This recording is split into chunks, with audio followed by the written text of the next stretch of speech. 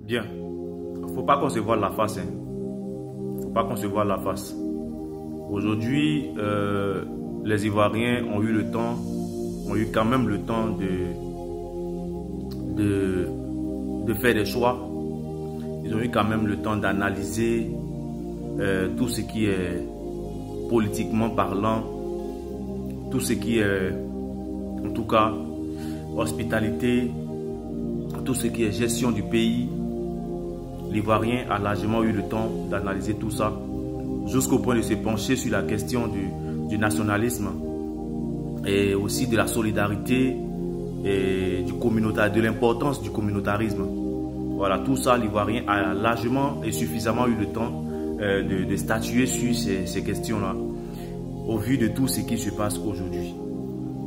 Vous savez, nous, en tant qu'Ivoiriens, en tant que jeunesse ivoirienne, nous savons ce qui est bon pour nous. Nous savons ce qui est bon pour notre avenir. De sorte qu'aujourd'hui, on ne veut plus se laisser entraîner par des futilités. On ne veut plus se laisser entraîner par des paroles des rêveurs, par des belles paroles.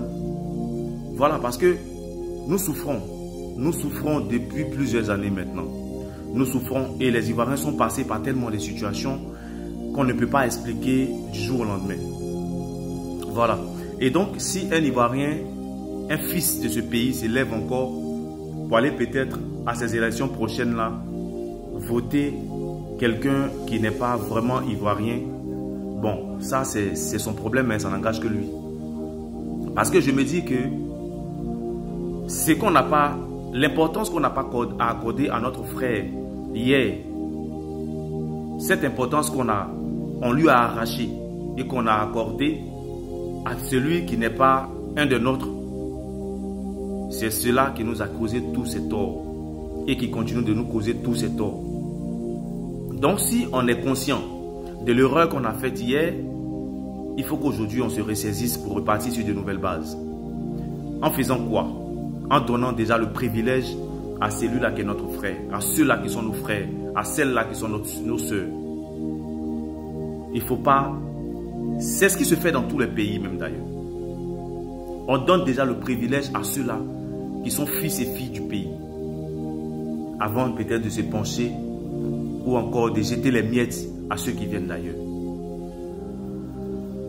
Les situations qui se sont déroulées en Côte d'Ivoire nous ont laissé vraiment voir beaucoup de choses, de toutes les couleurs en fait. Moi, ce que je retiens, c'est que ça nous a appris l'importance de faire confiance à ses frères et sœurs. L'importance d'accorder du respect à ses frères et sœurs. L'importance de travailler avec ses frères et sœurs. C'est ce que moi, ça m'a appris. Parce que nous voyons tous que quand tu donnes l'importance ou le respect à un étranger, l'étranger ne va pas te récompenser comme tu t'attends. Jamais. Et voici la preuve. Voici la preuve que on ne nous aime pas en fait. On nous gère comme s'il y avait un règlement de compte entre nous. On nous fait des choses inimaginables. C'est vraiment pitoyable. C'est vraiment pitoyable. Et il est temps que l'Ivoirien se réveille et prenne sa vie en main. Il est temps que l'Ivoirien se réveille et qu'il prenne sa vie en main. Personne ne viendra le faire pour lui. Et cette fois-ci-là, si tu veux, tu choisis le président ou le candidat que tu veux.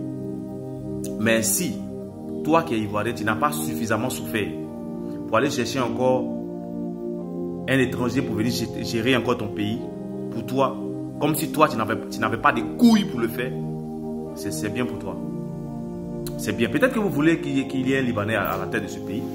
Il y en aura. Et à la fin, on va voir ce que ça va donner.